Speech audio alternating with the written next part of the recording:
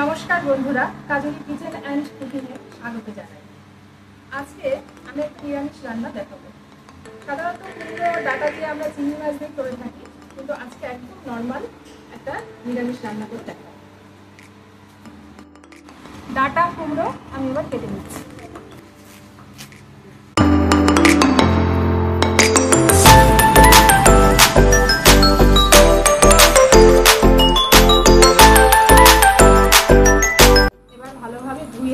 আমি রান্নায় ফিরে আসবো। এবার নিরামিষ কুমড়ো রান্নাটা দেখাবো।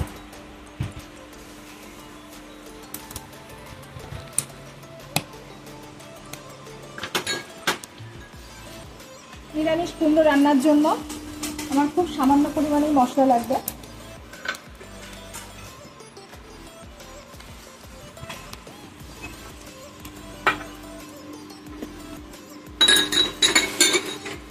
এখানে আমি নিয়ে নিয়েছি নিরামিষ কুমড়ো রান্নার জন্য জিরের গুঁড়ো, 5 ফোড়ন, শুকনো লঙ্কা, তেজপাতা ফোড়নের জন্য হলুদ গুঁড়ো আছে, লবণ, আর নিয়ে নিয়েছি সামান্য পরিমাণ বড়ি। এটা আপনারা দিতেও পারেন, না চাইলে নাও দিতে পারেন, নো প্রবলেম।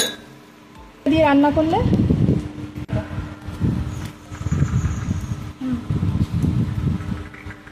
তবে বড়ি দিয়ে এই রান্নাটা করলে রান্নাটা অনেক বেশি সুস্বাদু হয়। নিরামিষ রান্নায় আমরা বড়ি ব্যবহার করে থাকি। এবার কড়াইটা আমার গরম হয়ে গেছে, সরষের তেল দিয়ে দিলাম।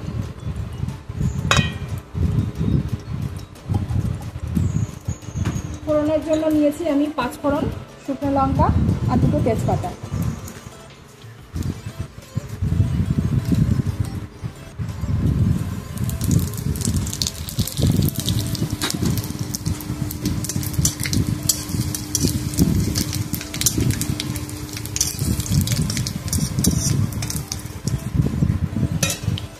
এবার আমি একটু বড়ি গুঁড়ো করে নিয়েছি আর কয়েকটা আস্ত বড়ি তেলে দিয়ে দেবো।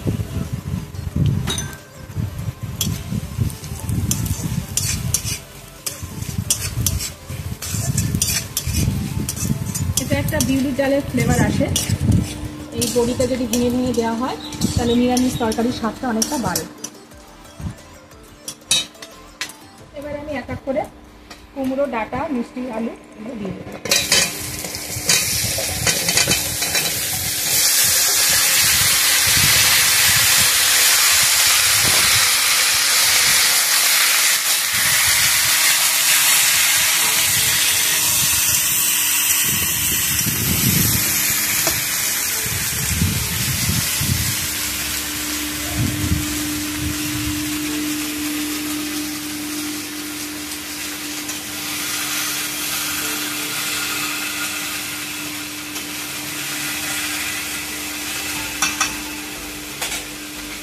এবার আমি দিয়ে দিচ্ছি লবণ, আপনার স্বাদ মতো লবণ দিয়ে দেবেন।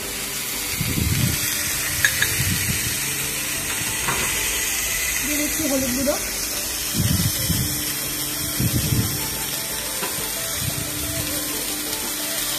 দিয়ে দিচ্ছি জিরের গুঁড়ো।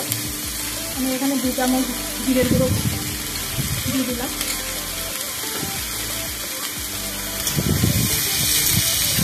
এবার ভালোভাবে এটা কড়াইতে নেড়ে দেবো।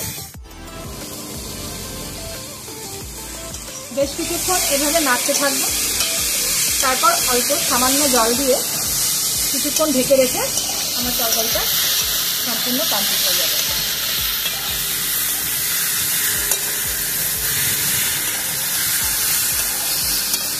সুন্দর একটা গন্ধ বেরোচ্ছে।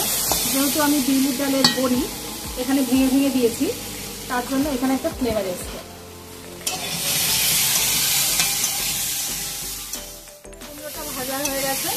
এবার আমি সামান্য পরিমাণে জল দিয়ে দেবো, যতটা জল কুমড়োটা সিদ্ধ হতে লাগবে।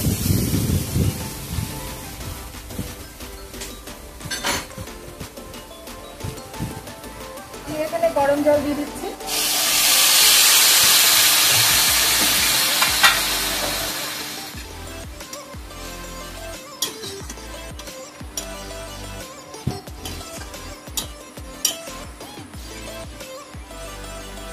এবার বেশ কিছুক্ষণ এটা ঢেকে রাখবো। ঢাকনাটা খুলে দেখে নেব। এবার দেখুন প্রায় হয়ে এসছে। এই জলটা সম্পূর্ণ শুকিয়ে গেলে তবে তরকারিটা আমি নামাবো। কুমড়ো প্রায় গলে গেছে। এবার আমি এখানে চিনি দিয়ে দেবো। নিরামিষ রান্না সেহেতু একটু চিনি বেশি দিতেই হবে, নাহলে স্বাদটা ঠিক আসে না। এটা আমার মনে হয়, আপনাদের যদি মনে হয় দেবেন, আর যারা খান না তারা কম দেবেন, এটা অপশনাল ব্যাপার।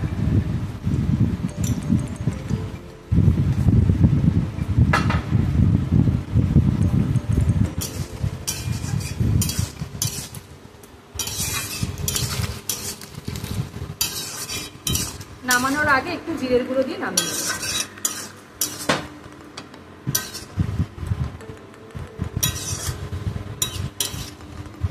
আর একটু ঢাকা দিয়ে দেবো। নামানোর খানিক আগে ওটা কাঁচা লঙ্কার ফ্লেভারটা যাতে ভালো আসে সেই জন্য আমি নামানোর একটু আগে দিয়ে থাকি। কাঁচা লঙ্কার ফ্লেভারটা খুব সুন্দর, এমনিতেই ফ্লেভারটা খুব ভালোই এসছে। আপনারাও ঠিক এভাবে করে দেখবেন, নিরামিষ হলেও রান্নাটা সত্যি খুব ভালো হয়। সবসময় যে মাছ দিয়ে খেতে হবে এমন কোনো কথা নয়, আমরা নিরামিষও বিভিন্ন সময় আমাদের প্রয়োজনে লাগে। অনেকে সোমবার শনিবার নিরামিষ খেয়ে থাকেন, সেই দিনে এই রান্নাটা করে দেখবেন, সত্যি খুব ভালো লাগে। আবার একটু ঢেকে দিলাম। এই দেখুন সম্পূর্ণ হয়ে গেছে, জলটাও একদম শুকিয়ে গেছে। এই রান্নাটা এরকমই হবে, একদম শুকনো মতো। এবার আমি নামানোর আগে একটু জিরের গুঁড়ো দিয়ে